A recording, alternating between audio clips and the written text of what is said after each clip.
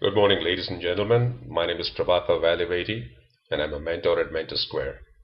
Over the next few minutes, I'll talk to you about a company called RelQ Software, which I co-founded way back in 1998. This case study essentially illustrates some of the points we've been making in how you start a business and get it airborne.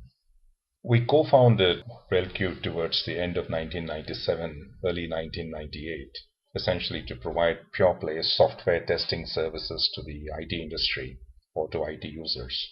In 1997, early 1998 was a time when the IT scenario in India was very buoyant. There were plenty of startups which were coming into their own, and most of these IT startups were focused on providing internet-based services as the internet was slowly coming into its own.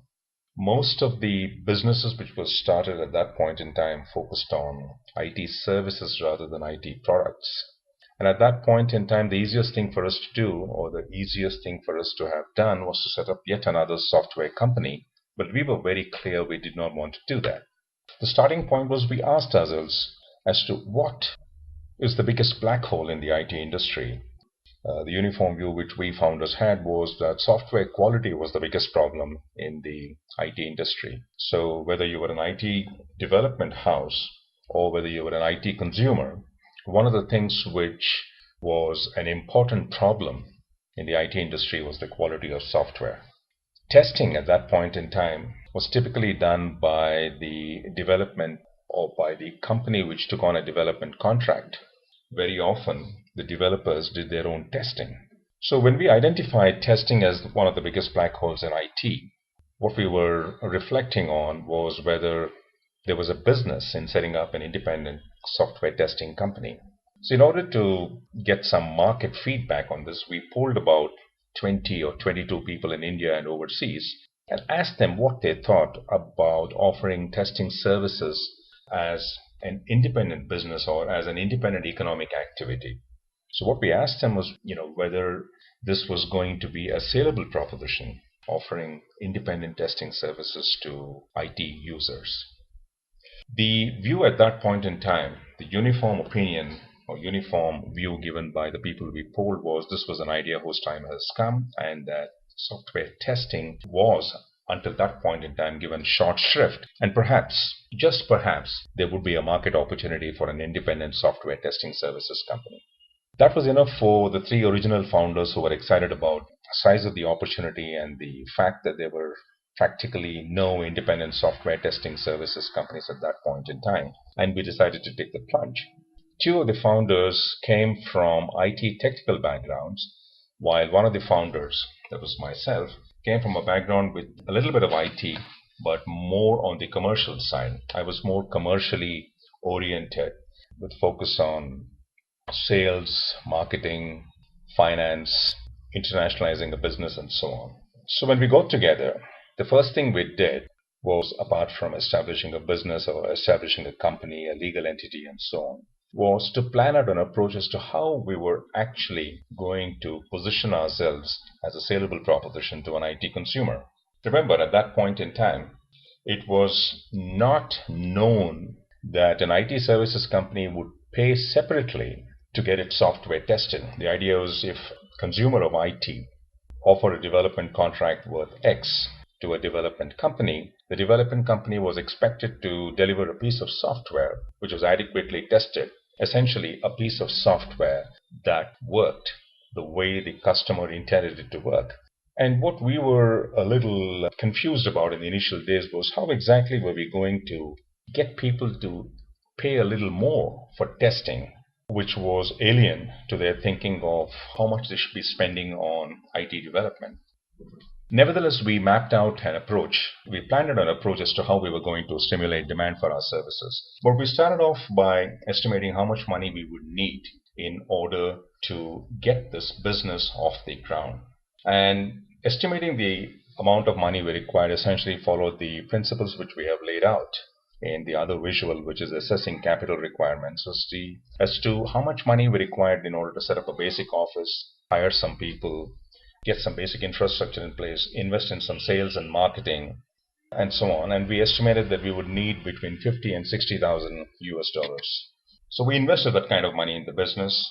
hired about 10 people. And these 10 people we hired were primarily from contacts we had in our earlier careers. We sold them a dream about being part of a unique venture which is going to be offering software testing services rather than software development. Please remember, at that point in time, software development was considered to be a very exciting opportunity, not software testing. So we had to sell them this dream about being part of a very different kind of venture. And to compound matters, because we didn't have a lot of capital in the early days, we offered them much lower salaries than what they might have got elsewhere. But what we offered them was an opportunity to be part of a growing organization, or an organization with very grand dream and vision. At that point in time, our idea was to become the premier IT software testing services company out of Asia. And we said that in 5 years from then, we should be one of the top 5 companies in the world offering independent software testing services. So this was the kind of dream we sold them on. Of course, we promised them incentives. We promised them adequate incentives once the company started generating cash. And then what we did was we spent about 4 or 5 weeks putting them through a boot camp training, a very intensive training on testing techniques, testing methodologies. And at the end of that, what we had was a set of people who were trained in what we later positioned as a set of proprietary methodologies as far as testing was concerned. As we have spoken in an earlier visual, the first customers we knew were going to come only from our known contacts. Since all of us came from an IT background, we did have a strong network of contacts, although we were not sure whether the contacts would help us in our business or help us get business. But we pulled out all stops, established contacts, or rather established contact with all the people we knew. And it was a month later where one of the founders' colleagues in a previous venture joined a multinational. And one of the philosophies the multinational was adopting, this was a Singapore-based multinational which essentially set up shop in India, primarily to develop some software for some of the government entities of Singapore. So one of the philosophies they adopted was they would be running a very lean internal team, and they would be outsourcing a lot of their development work. And at that point in time, we spoke about software testing, the importance of software testing, and essentially persuaded him to consider us. We essentially persuaded him to break up the software contract into development and testing and give us the testing piece.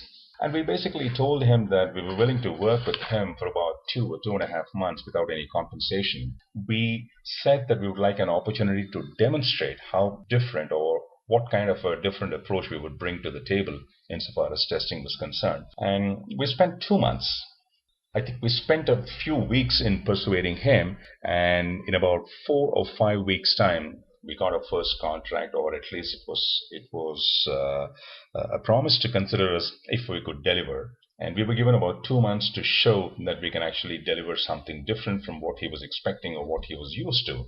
And in 2 months' time, we did show that we were different. And at that point in time, we got our first contract of a little less than $50,000 US dollars.